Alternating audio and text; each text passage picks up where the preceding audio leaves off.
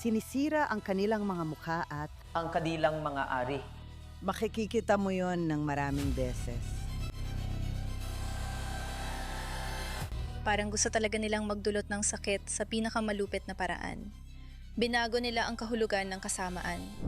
Sige, well, yun ay isang bahagi lang mula sa napakalaking ulat na kakalabas lang. Ang ulat na ito ay inilabas kahapon ng isang civil commission sa Israel na gumugol ng 2 taon at kalahati sa pagsisiyasat sa mga karumal-dumal na krimen noong Oktubre 7. Nung naganap ang masaker na ginawa ng Hamas, na pinakamasahol laban sa mga Hudyo mula pa noong Holocaust. Naglabas ang The New York Times ng isang di-umano'y opinyon ni Nicholas Kristof na nagsasabing ang Israel ay gumagawa ng ganitong uri ng mga karumalduman na gawain laban sa mga bilanggo ng Palestino araw-araw at iba't ibang uri ng krimeng sekswal.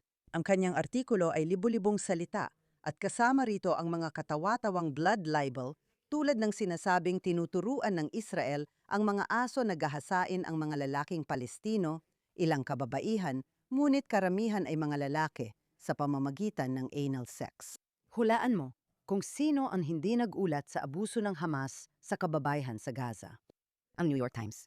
Hindi kasi kaaya-ayang pag-usapan ang mga ganitong bagay.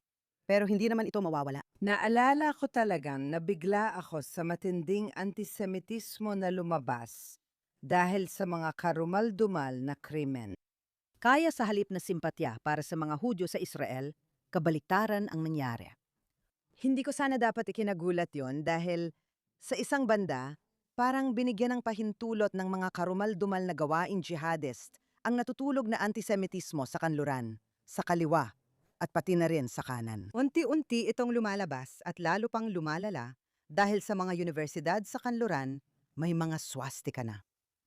Nakikita na rin natin na yon ang ekstremang kanan. Mas marami pa rin ito sa kaliwa, masasabi mo. Pero sa kanan din, alam natin si Tucker Carlson at alam mo na, ang pagbibigay katwiran sa mga blood libel at lantaran na antisemitismo. Hindi ko basta-basta ginagamit ang salitang antisemitismo. Hindi ko iniisip na lahat ay antisemitismo. Pero yung mga linyang, tulad ng sinasanay namin ang mga aso para sodomyahin ang mga bilanggo, ay kapareho ng kontrolado namin ang lahat ng bangko.